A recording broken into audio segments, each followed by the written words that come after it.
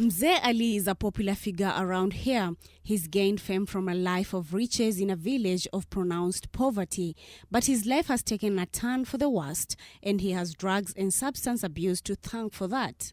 It is not a joke, and it is not just a tantarira, what I'm talking. I'm telling you the truth about my life vile ilivyoenda. I used really to have really money. Kwa sababu, hebu fikiria mimi nikienda Europe for 3 months, nikirudi, niko na almost 7 million at that time. Mzee Ali's story is troubling. A life of excessive partying and merry making lead him to drugs in the 90s. Now all that he is left with are tales from his colorful past. Wanauka kizungu kwangu ilikuwa ni kama vile mchele kwenye ziwa. I knew him when he was wealthy, and I still know him now when he's in that situation. He was among the first few rich guys to have a 6-door Mercedes-Benz, imagine, up in Diani. Life has become difficult, he says. He has been forced to do odd jobs to earn at least a coin to quench his thirst for a good high. The burden of his past sins have first caught up with him. If I haven't smoked, dada, waga niko na matatizo sana. Waga nakujua na mawazo mengi ya kuniweka yani kwenye situation ya kwamba I don't know what to do. Kama ningepata watu wa kunilengeza kwamba do this and do this, don't go this way, don't do this, don't do this. Sijui ngine nisingeanguka. The fall from grace to grass is something that Mzee Ali doesn't want to wish on anyone, especially the young ones. Friday mimi nilikuwa nikaepa shule, naenda zangu beach kustedi wazungu. He has now turned his life into a campaign against the use and abuse of drugs, especially here in Kwale County, where the number of youth engaging in the vice has hit the roof. Heroin is their preferred drug. Most of me waga nawaambia, don't try to put your legs in my shoes. Do ever and ever, and do ever even try. Maana najua ule moto uko hapo. Lakini sasa nowadays, this is a digitally. Ni nani atakusikiza?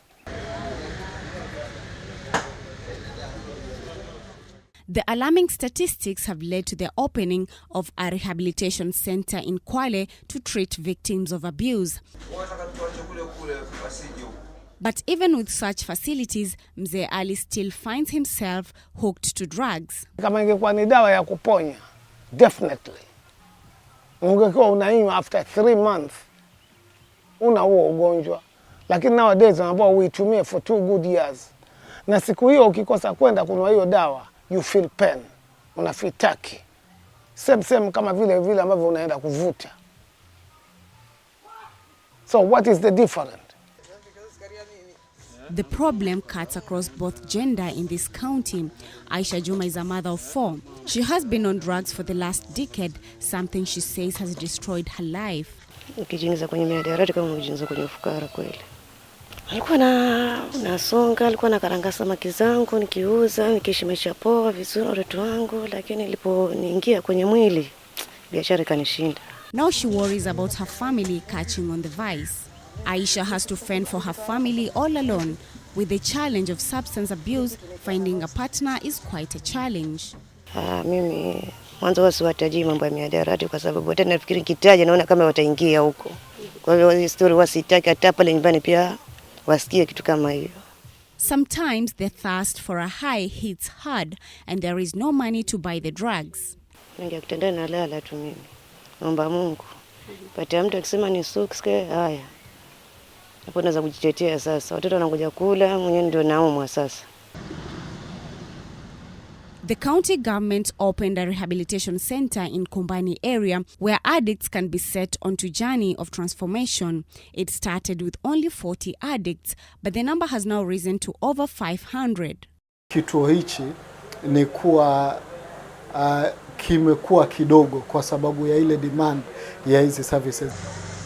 Kuna wasichana warembo sana ambao wako hapa, ambao walikuwa wameingia katika mambo ya mihadarati. lakini kwa sasa hivi wengi tunawaona hali zimeanza kubadilika, wanakuwa watu wazuri, na tunaomba pia jamii kwa jumla iwakubali kwa sababu hawa ni ndugu zetu, ni watoto wetu. The young people we spoke to say this facility, known as MAT, is a beacon of hope for many who have lost a sense of direction. Some of the graduates have put their life back on track by practicing the skills they have learned to earn their daily bread. Nimefanya mambo mengi, nimepata kuoa, nimepata mtoto wangu sahihi anaitwa Nasoro, ana mwaka na miezi 4. Nina uwezo, nimemweka daycare kule Kwale, nina uwezo wa kumlipia, na pia nikapata uwezo wa kuwa nikanunua pikipiki yangu. Ilikuwa pia sionekani kama binadamu ule wa kawaida, lakini sasa nashukuru sana. Methadone imeniponya. While the number of those seeking help here is significant, there are those who still shy away from coming through these doors. Hiyo dose inaongezwa ama kupunguzwa kulingana na reaction ya huyo mteja, alafu polepole inapunguzwa mpaka awache kutumia hiyo dawa. Maana hii dawa inaenda kulingana na dependency ama uzoefu wa mwili. Drug addiction is frowned upon in this part of the country. It is the reason most addicts are being thrown out of their homes. Residents believe they are responsible for the surge in insecurity and crime. Most are therefore beaten and killed for stealing. The leaders are urging the community to help the addicts rebuild their lives instead of scolding them. Many addicts are now depending on this rehabilitation center to turn their lives around. They have different skills and talents that can be put to meaningful use. Halima Gongo, NTV, in Kwale County.